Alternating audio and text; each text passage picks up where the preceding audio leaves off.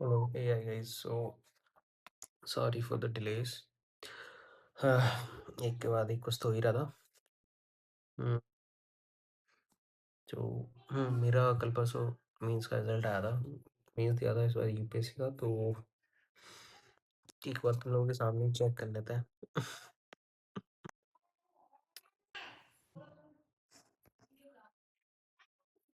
हाँ तो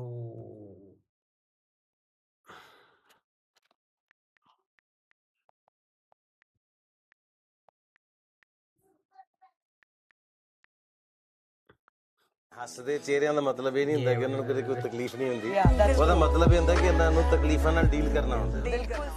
मेरा तो मींस नहीं हुआ है। ओके, सो एक्चुअली मेरे को तो ज़्यादा होप ही नहीं थी, but it was like means का experience I just wanted to share कि यार मींस में ना थोड़ा प्रिपरेशन का बता देता हूँ मेरा उससे पहले का। तो व्हाइल आई वाज प्रिपेयरिंग, तो मेरा जो मैंने जीएस फोर के लिए टीचर देखा था जिससे मैंने डिसाइड किया था कि मैं इनसे पढ़ूंगा अपना।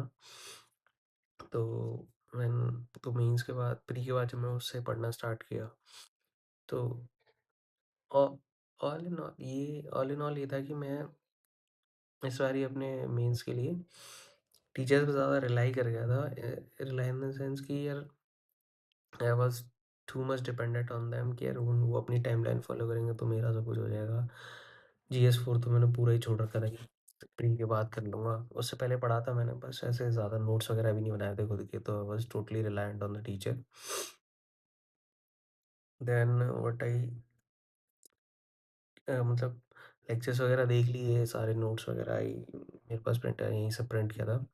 तो अराउंड इतने नोट्स थे उनके बट तो बट द थिंग इज़ कि मेरे को ना उनसे पढ़ के लिख ऐसा था कि एथिक्स समझ में आ रही है, बट आंसर वगैरह लिखने में ही वाज़न्ट वेरी हेल्पफुल। तो उससे मेरा आई वाज़ लाइक यार माइंड दिमाग खराब हो गया था मेरा कि यार what the fuck is this कि जीएस एक पूरा पेपर ही मतलब कोई छोटी सब्जेक्ट जैसे जीएस थ्री वगैरह में 4-5 सब्जेक्ट्स होती हैं, उनमें से कोई एक में कोई इशू हो रहा है तो देन इट्स स्टिल लाइक कि ठीक है यार एक में दिक्कत है, तो पूरा 250 नंबर का पेपर ही गया। Then the same teacher was teaching कि यार मेरे को ऐसे में मेरे बढ़िया नंबर आते थे, तो I will teach you some techniques to write ऐसे एंड ऑल। तो मैंने कहा भाई ठीक है भाई, ऐसे भी पढ़ लेंगे सर से। तो फिर ऐसे इसकी क्लासेस में भाई कुछ तो वो ऐसे वाला भी मेरे को तो बहुत डिप्रेसिंग सही लगा कि यार वो पढ़ने के बाद मेरा हो गया दिमाग खराब कि भाई द फक इज दिस कि ये सब तो नहीं हो पाएगा मेरे से। मतलब वो मेंस का प्रेशर चल ही रहा था, सब चीज़ ऐसे जीएस टू का आतिश माथुर सर के है मतलब his content and all is very fine, but उन्होंने जो टाइमलाइन दी थी इनिशियली आई वाज लाइक यार हाँ ठीक है, इस टाइमलाइन पे यदि सर सारा डिलीवर कर देता तो I will finish by the same day. तो स्टार्टिंग में हो जाता मेरा 15-20 दिन में जीएस टू खत्म, बट उन्होंने एकदम एंड तक खींच दिया था। तो ऐसे जीएस टू गया, जीएस फोर गया, ऐसे का पेपर। तो आई वाज लाइक कि यार देन आई रियलाइज कि यार मेरे को पहले ये सब कर लेना चाहिए था, थोड़े नोट्स वगैरह अच्छे से प्रिपेयर कर लेने चाहिए थे। Okay, so cut to the mains. मैंने फिर लास्ट के कुछ टाइम में मेरी प्रिपरेशन थोड़ी ऐसी हुई थी लाइक समथिंग मैं ना ऐसे ऐसे बाकी लोगों से कंपेयर करके तो अपना वो नहीं करता, बट जैसे प्रीलिम्स के प्रिपरेशन में भी मेरा एक सेल्फ सेटिस्फेक्शन का लेवल है, यदि मैं वहाँ तक पहुँच गया तो I am happy with my performance.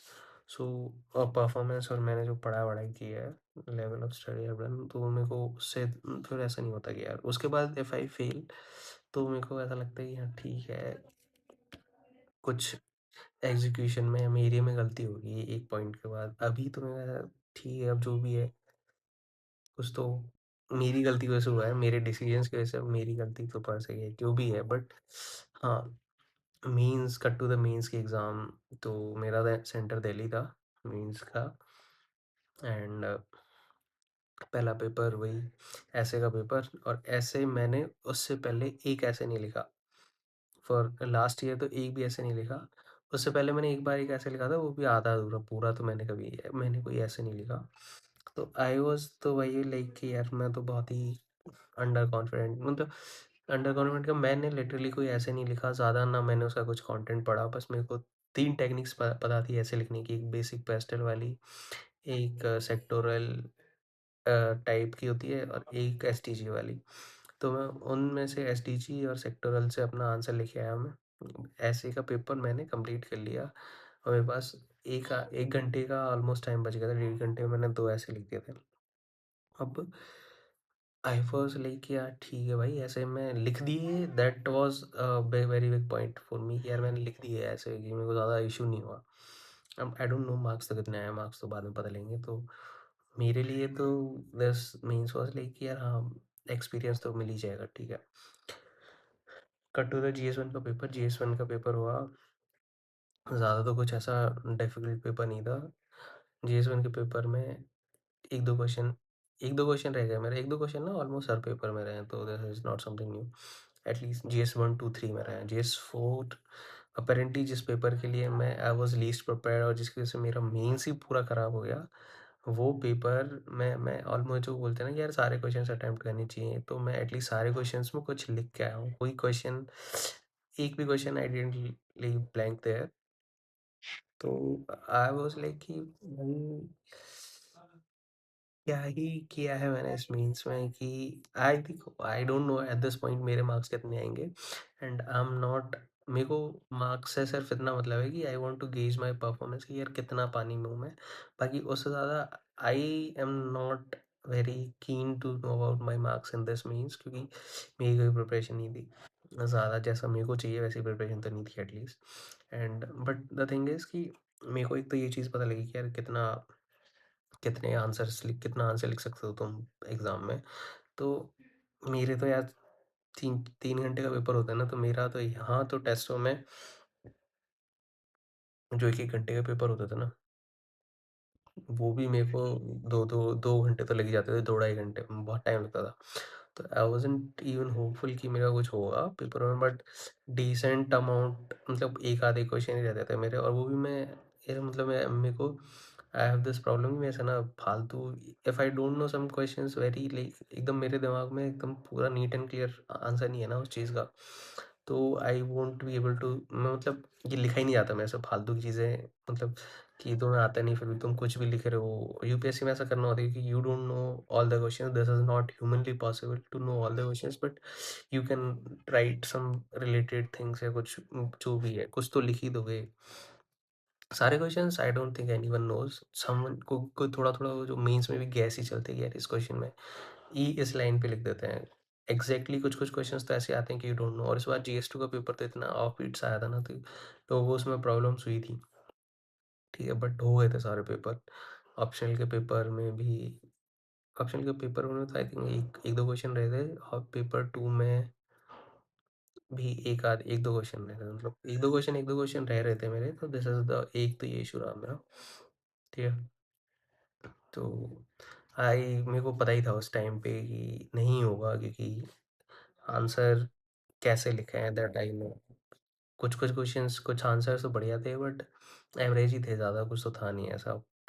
अब मैं मेरे से सारे क्वेश्चंस अटेम्प्ट हो जाते then I would have been hopeful कि यार हो भी सकता है, क्योंकि 15-20 मार्क्स का डिफरेंस तो जो क्वेश्चन छूटे ना उनसे ही हो गया। बाकी लास्ट के कुछ टाइम में मेरी प्रिपरेशन में मेरी छूट गई थी, तो उससे भी थोड़ा इश्यू ही हो गया।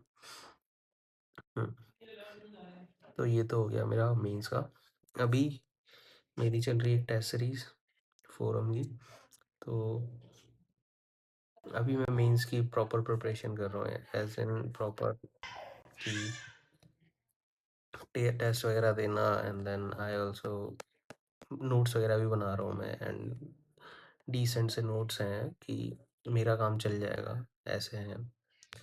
एंड उनको भी उनमें भी कुछ ना कुछ ऐड करते ही रहूँगा मैं over the period of time. ऐसा नहीं है कि this time around I am not planning to leave कि मेंस प्री के टाइम पे मेंस की मैं प्रिपरेशन छोड़ दूँगा, ओके।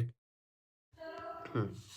तो ये देखो उन्होंने ना कुछ तो आज चिल्ड्रंस डे था, तो बहुत सारी चॉकलेट ला के रखी थी। एक नोट भी लिखा था कि जितनी चाहे उतनी ले सकते हो। भाई बुढ़ापे में चिल्ड्रंस डे की चॉकलेट खानी पड़ रही है, बट आई वाज़ लाइक कि ठीक है, बढ़िया ही है, कोई ज़्यादा ऐसे वो भी नहीं है, ज़्यादा बुढ़ापा भी नहीं आया है अभी तक। Okay, sorry for the delay. बाकी बिहार में बीजेपी जीत गई है, सो गुड। लालू बनता तो भी चूतिया बनाता, बीजेपी बनी है तो भी जनता को तो मूर्ख ही बनाना है, तो this time around I think लोग थोड़े और जग जाएँ। आई तो भाई हाँ, ये मेरा थोड़ा-सा पर्सनल रेंट है। आई फ़ील लाइक कि बीजेपी जीत गई। ओके, कोई भी जीता आई डोंट केयर। मेरे को सिर्फ़ एक इंसान से प्रॉब्लम है वहाँ पे, वो कन्या। No personal hatred towards him, her, Maithili Thakur. But I feel like कि भाई ये जो शो का एटलीस्ट सेलिब्रिटीज़ तो मेरी कोई एक्सपर्ट है, जैसे कोई इंडस्ट्री का वेल नोन इंसान है या फिर कोई ऐसा कि रेप्यूटेड वो है इकोनॉमिस्ट है, कुछ ऐसा है प्रोफेसर। इन लोगों को यदि if you are giving some seats और ये एमएलए बन रहे हैं या फिर ये क्या बोलते हैं राज्यसभा में तुम उनको नॉमिनेट कर रहे हो या फिर कॉन्स्टिट्यूएंट ये लेजिस्लेटिव काउंसिल्स जो अपनी विधान परिषद होती हैं उनमें तुम उनको नॉमिनेट कर रहे हो तो इट मेक सेंस।